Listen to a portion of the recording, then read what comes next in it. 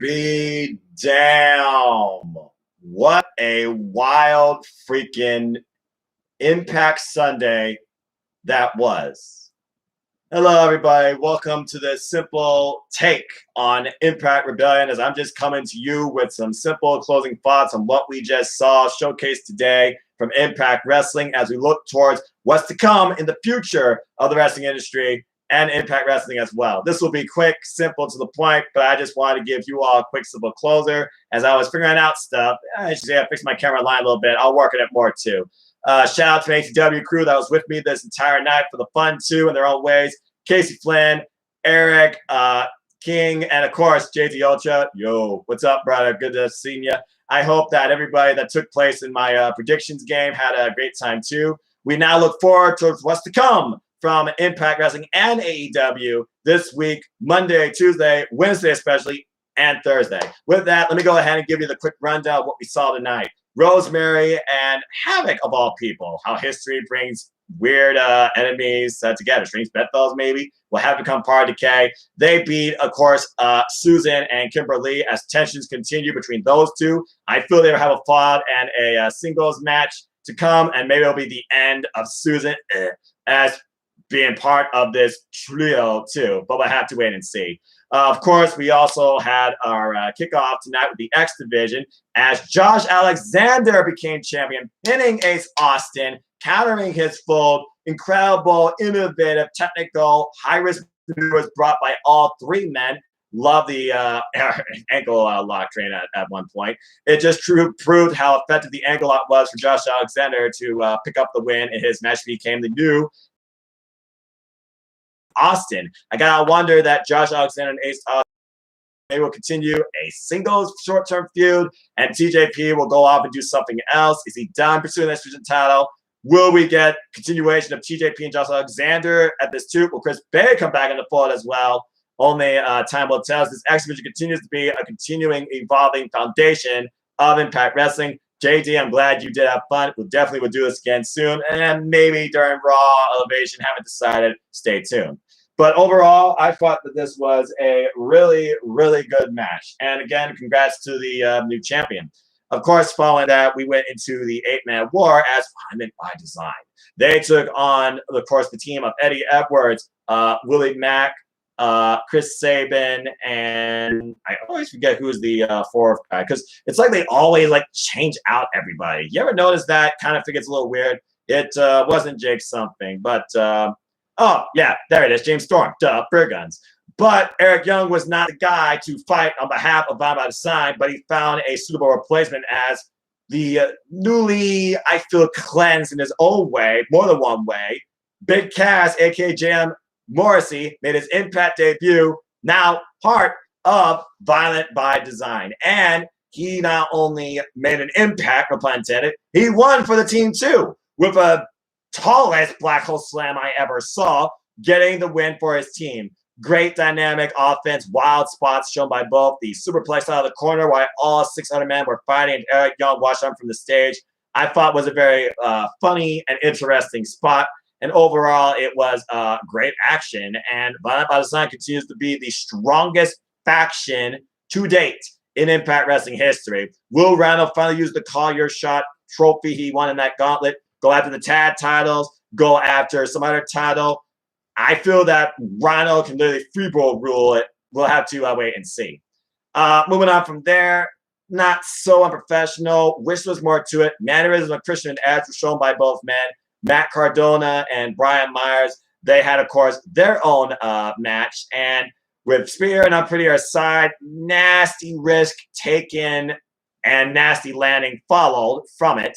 Successful radio silence on the ramp led to another attempt at radio silence later on, but unfortunately, McIntyre with a horrible landing. I thought they were going to throw out the match, but they didn't.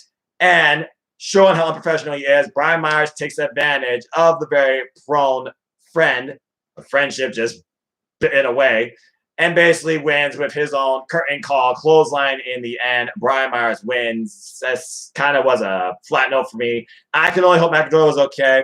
But I love the nod he gave to his wife, the hot mess, Chelsea Green, with the shot of hot mess his version of Unprettier. I thought that was pretty clever. It just leads me to believe we only a matter of time away from seeing Chelsea Green back in Impact Wrestling.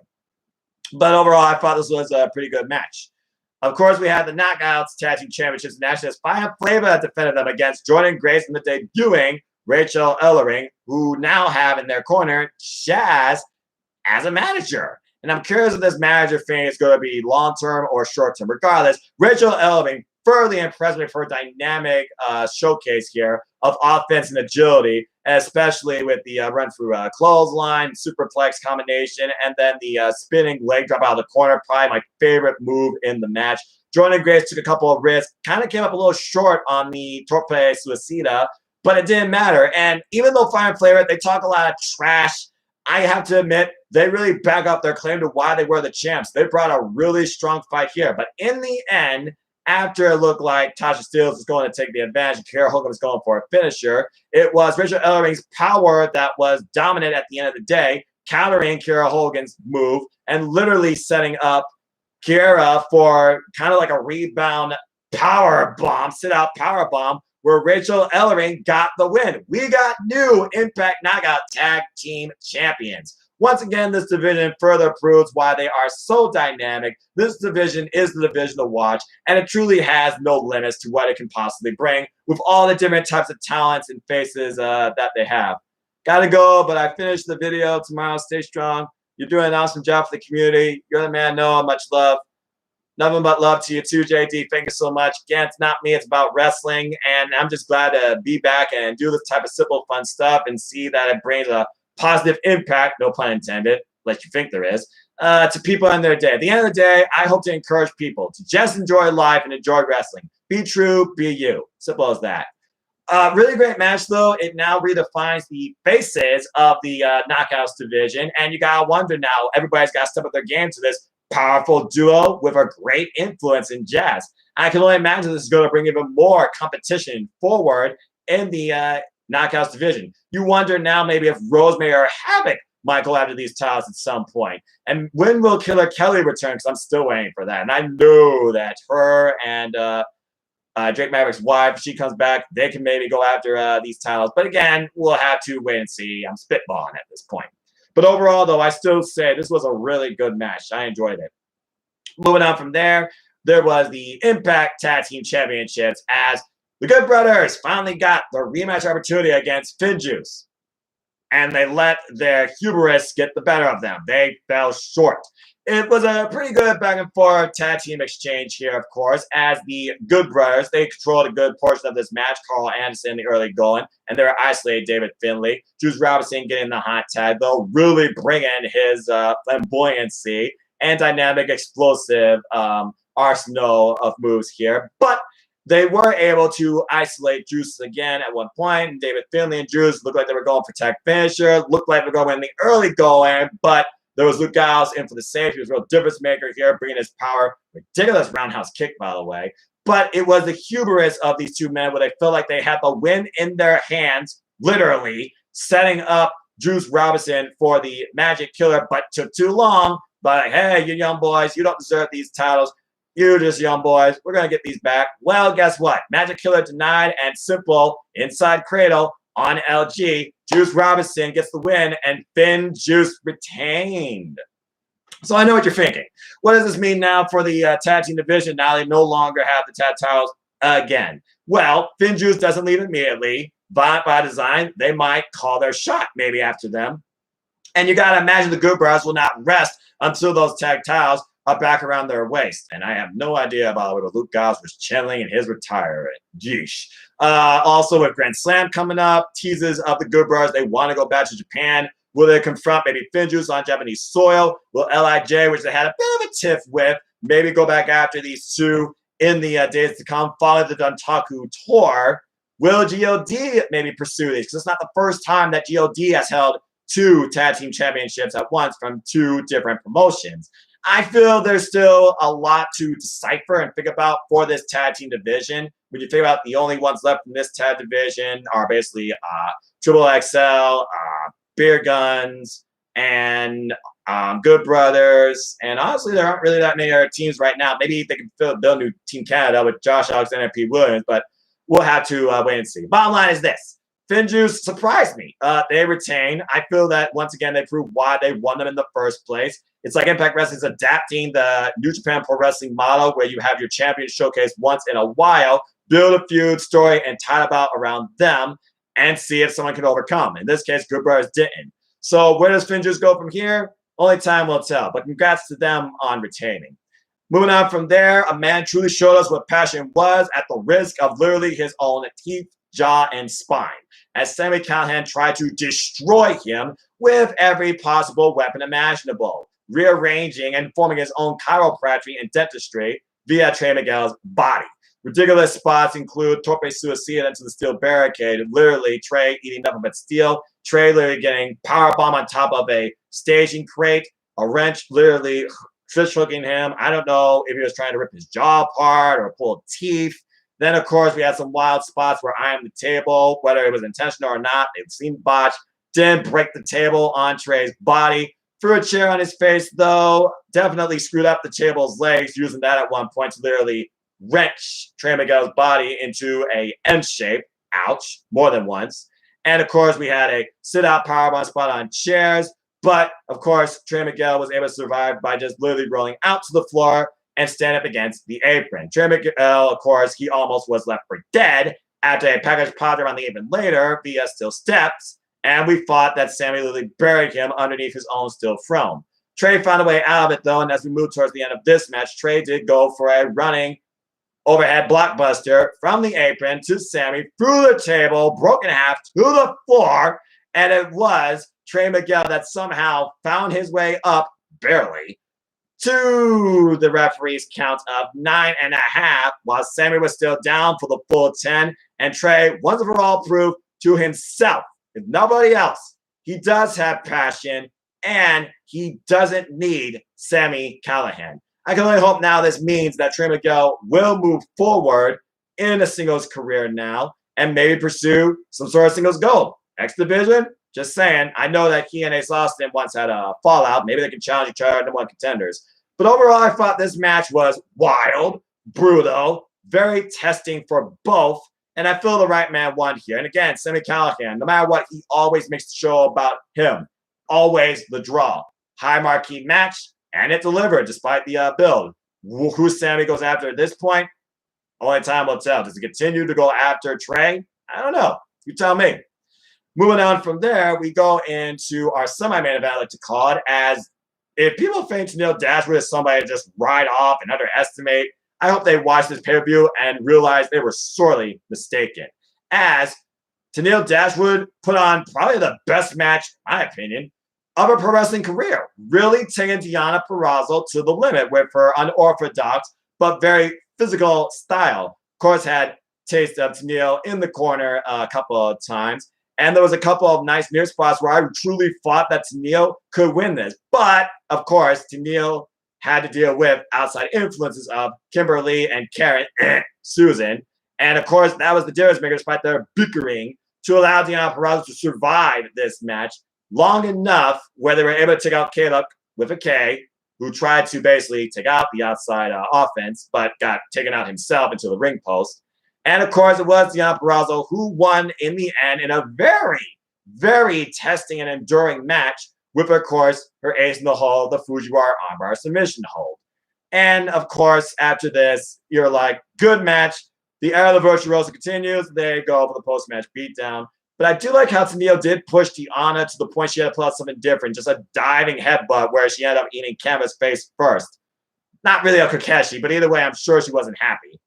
But she was happy to know she retained the title, and she wanted to add insult to injury as Karen, Susan, and, of course, Kimberly. They went for the post-match attack on Tennille Dashwood, only for, finally, things got wild, as Taylor Wilde has now shown up in Impact Wrestling. And it looks like we now know who's next to come forth against the Virtuosa in her incredibly continuing title reign. So I look at this Nagas division. I'm like, okay, that's one name that hasn't faced her. I'm also waiting for Killer Kelly. Rachel Ellman could be a potential rival down the line.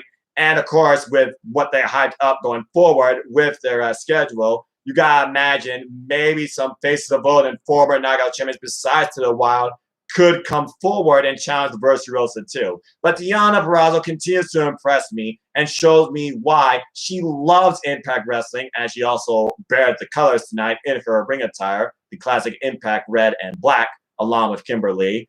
And she deserves to be the Knockouts champion and continue going forward. But Tenille, bravo, bring more of this. And truly, Impact Wrestling, I feel, can be all about you. I was thoroughly impressed.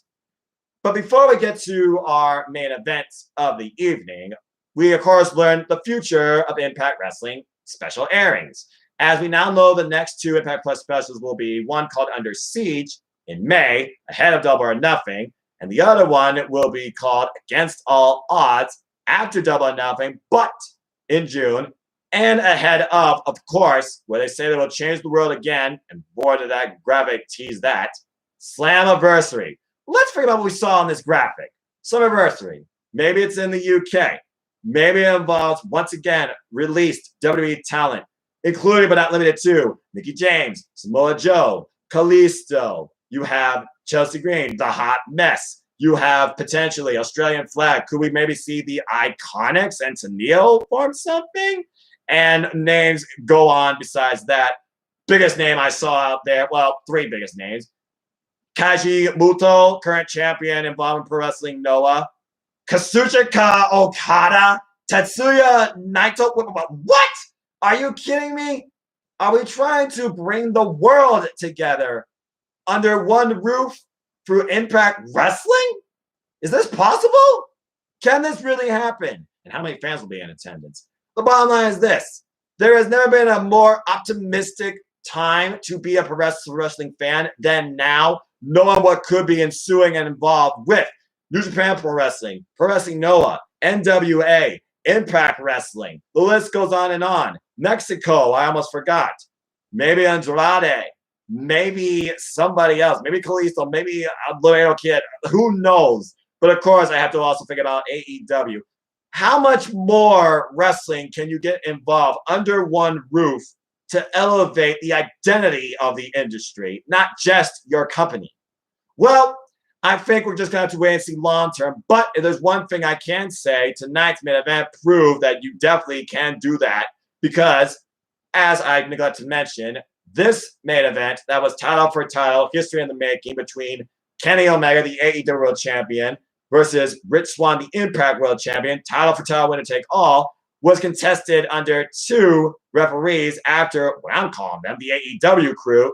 Tony Khan, Tony Schiavone, Jerry Lynn, and Aubrey Edwards were confronted backstage by Scott Moore, who believed this match should be contested with an Impact official. And kudos to Brian Hebner, as mostly it was. But also, this match had everything you would think that would cause this match to be an absolute disaster. Could have been double countout. Could have been thrown out. Could politics come into play? Could outside influences ruin the way that this match should just be a classic? And do you really think that these two, based on the build, would give you the match you were hoping for? Well, surprise, fools. Your expectations and assumptions were thrown away to the side because Kenny Omega and Rich Swann brought a hell of a clean, fair and square, physical, edge of your seat classic. As, of course, Rich Swann came out with his own running mates, Willie Mack and Eddie Edwards, while, of course, Omega came out with Don Callis and the Good Brothers. You had Aubrey Edwards on the outside during this, and you have Brian Hebner on the inside officiating this, as both referees held the towels while this was being played by Mauro Ranallo, of all people. Let me say that again. Mauro Ranallo. Please do not let this be a one-off.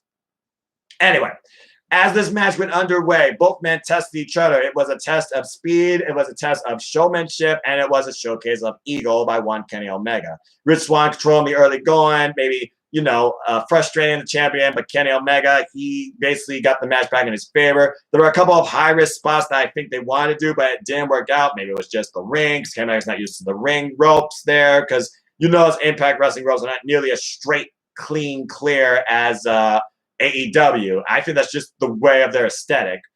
Also, of course, at one point, Brian Hebner, he did take a bump. He was taken out. Ref was down, and we were wondering, oh, here we go. Oh, chaos is going to ensue. And as Kenny Omega did go for a chair, it was Aubrey Edwards that came into the ring, and it looked like, okay, Kenny Omega's got a chair. She's watching on.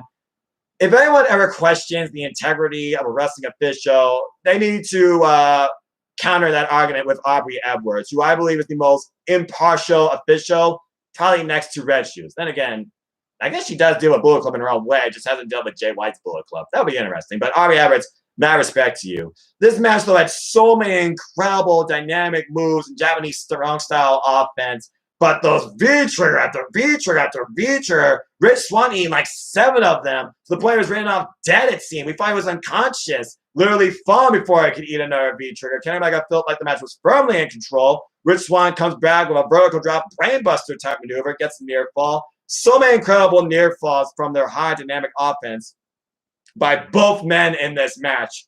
But in the end, as the invisible hand subtly alluded to, I got nothing but respect for the fact that the Good Brothers, Don Callis, Tony Schiavone, Tony Khan, Jalen, who were at ringside, Scott D'Amore, who was watching on, and Willie Mack and Eddie Rivers, who were also at their corner of their boy, none of them got truly involved here. And whether you like it or not, folks, clean as a whistle, Kenny Omega finally sets up Rich Swann for, as Don Callis would put it, one-wing angel! And he hit it after it was countered twice before it was executed beforehand. And it was indeed Kenny Omega that made history and now bears 4 belts, as right now you can call him your AEW and Impact World Heavyweight Champion. Holy hell, has the wrestling industry got a lot to figure about going forward, and you gotta imagine who will oppose and challenge Kenny Omega first, and what sort of consequences from the Impact roster awaits Rich Swann, besides one Moose, who warned him very thoroughly. Bottom line is this, I could not be more excited towards what's to come this coming Wednesday or this coming Thursday, as AEW Impact Wrestling continue to update the wrestling industry, change the game, and Kenny Omega continues forward to try and change the world in his own way for the love and the growth and the showcase of professional wrestling. And damn it, that's why I'm a fan. I'm not a fan. I'm not here to talk about for profits or the product. It's about the presentation. It's about the purpose. It's about the people that hone their crafts to give you what they bring between those 4 ropes, from either their athleticism, their character, or overall their theatrical storytelling showcase. All these parts take place to give you what professional wrestling should bring you as a fan. And tonight, Impact Rebellion's main event especially, despite the underbuild, delivered on all of that. This was an absolutely phenomenal pay-per-view, despite a couple of botch spots and some questionable moments here. But overall, I really enjoyed it. Impact Wrestling, again, has really redefined themselves since last year's Slammiversary, and I will continue to follow it, watch it, maybe review it. We'll have to wait and see. And again, Rich Swann, I got nothing but respect for the man's heart. But again, you just could not beat the best bout machine. What a phenomenal show. Congratulations to all new champions and to Finn Juice and Alvarado, who were the only champions tonight to successfully retain. Everything changes come Thursday, in my opinion, and I'm sure we'll get more of the thoughts of this come Wednesday. Will Jon Moxley, Eddie Kingston, Christian Cage, or Moose be the next one of those 4 maybe, to confront Kenny Omega on Impact or on AEW? Who will cross the line next into either AEW or Impact? How much further does this collaboration or crossover go through and go for? And is there more to come ahead of their next event for special, fittingly called maybe Under Siege? Will Impact invade AEW? Will AEW further invade Impact? We'll have to wait and see. That's all I have for now in this simple take I give you on Impact Wrestling Rebellion. I hope you enjoyed this, and I hope you enjoyed your Impact Sunday and the pay-per-view too, if you've already seen it. If not, I highly encourage you, go check it out. I know you all have your ways. Some of you are cheap, some of you can't afford it, and I understand that. So y'all might just go check it out on one of those online wrestling sites. But again, be careful, be cautious. The internet is out to get you with those advertisements. Watch what you click. That's all I have for now. I'd love to hear your thoughts, opinions, comments, final takeaways from Impact Wrestling's Rebellion pay-per-view as we look forward towards a new week in wrestling, kicking off strong tomorrow with AEW elevation, because that is my Monday Night Fix. And you do you. Until next time, folks, remember what I'm about. There are no winners, there are no losers, there are no bears. There are just fans with their own passions and identity for what we all share in common, and that is a love, insight, interest, or even just a simple viewing of this thing we call wrestling. So at the end of the day, respect one another, support each other, just enjoy life and enjoy wrestling. Keep following this YouTube channel going forward for more content like this, whether it's just me or my family on ATW. Shout out to my ATW family on Twitter. YouTube.com/C/no-fuss-10 for all things wrestling. Shout out, of course, again to my family on Twitter. We'll be back again for another episode of ATW Reviews shortly. Haven't decided a topic yet. Might be a super show. We'll see.